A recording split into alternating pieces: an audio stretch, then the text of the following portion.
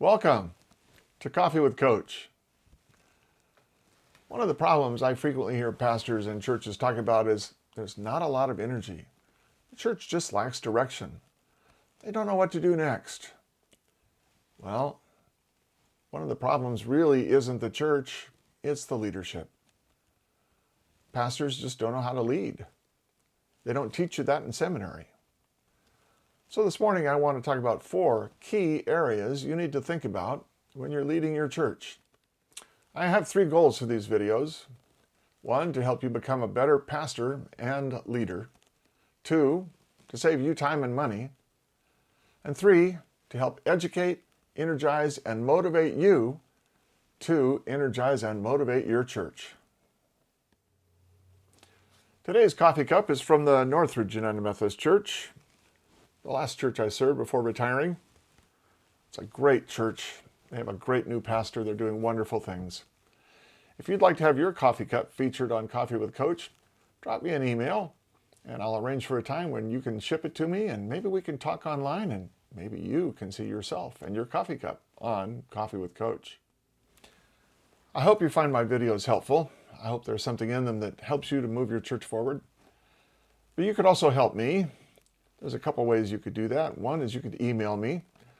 Let me know if you liked these videos, and if you don't like them, let me know if there's questions you have that I might be able to answer. And of course, you could always click like or maybe subscribe. Click that red button down in the corner. That would be really great.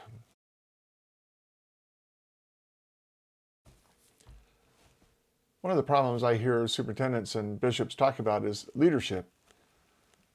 It's a difficult problem. They don't teach you how to lead a local church when you go to seminary. And even though they expect you'll know how to lead a church, no one tells you that leading a small church is different than leading a large church. So this morning I'm going to give you 4 beginning keys to understanding leadership in the local church. Every Monday morning, on the 3rd Monday of the month, I'll be talking about leadership.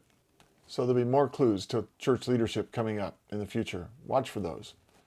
The first key area is to understand who is leading. What kind of leader are you? Do you understand your leadership skills? Do you understand your strengths in leadership? Do you understand your weaknesses? There are many different styles of leadership. There's many different ways to handle leadership. Do you understand how you typically lead? Everybody has a way that they like to lead. They think that everybody should work with that. But in truth, your church may not like the way that you lead, in which case you might need to lead differently. But you'll never know that if you don't examine your leadership skills. How is it that you lead? So first, know thyself. Understand how you lead. And then you can work with it. The second key understanding in leadership is to understand who you are leading. Now you may think, well, that's obvious, I'm leading my church. But it's not that obvious. Who you're leading relates to the size of the group, the size of your church. Do you lead a committee differently than you lead a football team? Do you lead a group of soldiers into war differently than you lead somebody in a prayer group? Different groups require different kinds of leaders. So who is it that you are leading?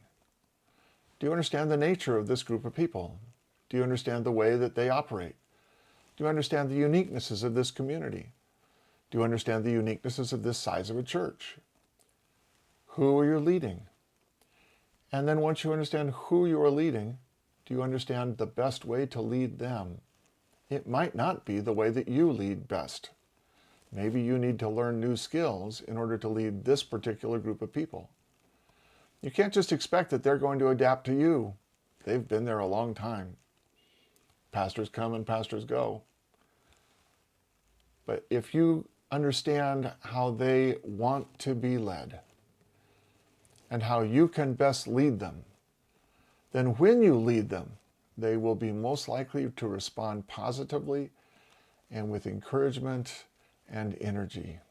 Know who you're leading and lead them wisely. The third key understanding in leading any group is to know where you're going. whether you're on a forced march across the country, or whether your goal is to win a basketball tournament, or whether your goal is to grow your church, or to be missionally involved in your community. What is the goal? Is it clearly defined? Does everyone in the organization understand this goal? Do they find it worthy of their time and energy to give to this church for that goal? Unless you have a clearly defined goal and everyone understands it and everyone gets behind it, you will not have an energized church. You will have a church that's waiting for an understanding about their direction. So it's important as the leader to say, this is the direction, this is the goal, this is where we're going. The fourth key understanding of leadership is to understand what this moment requires. You may have a standard style of leadership. That may work well in your church. Everything may be going swimmingly along. And yet, there comes a moment when a different style of leadership is required. An emergency situation, a disaster, a calamity, an unfortunate chain of events. Do you know how to lead in that moment? You may have to change your leadership style. You may have to adapt and be something different than you normally are. But if you don't, if you stick to your old leadership style when the moment demands a different leader, your people will flounder. They will not know how to go forward. And you will lose confidence. So understand that each moment might be a little bit different than normal. Certainly, in these days, life is not normal. How do you lead now? What are the leadership requirements of your church in these days? What is required of you now? I'm not going to answer that. You're the leader. What is required of this moment? So there you go. 4 key understandings of leadership. Now, what do you do with those? Probably can't incorporate them all in the next week. I wouldn't expect you to. But what you might find helpful is to go online and just search for leadership survey. I did that. I came up with like 100. Don't take them all at once. Take 1 or 2. Sit down, look at their scores, understand what it is they're telling you, and then think about them for a week or 2. Then take another one, and think about it again. The more you understand about your skills and abilities, that number 1, who is in charge, who's leading, who is you, the better you'll be. And then, in the future months, we'll be talking about leading specific sizes of churches and specific types of organizations. So that'll help you with those stages 2 and 3. As for key understanding number 4, I'm praying for you.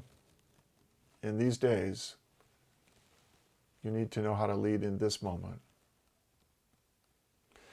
As always, it's a pleasure to have you here at Coffee with Coach. And if you like this video and found it helpful, click subscribe down there in the corner. If you've got questions, send me an email. I'd love to hear from you. Take care and have a great day.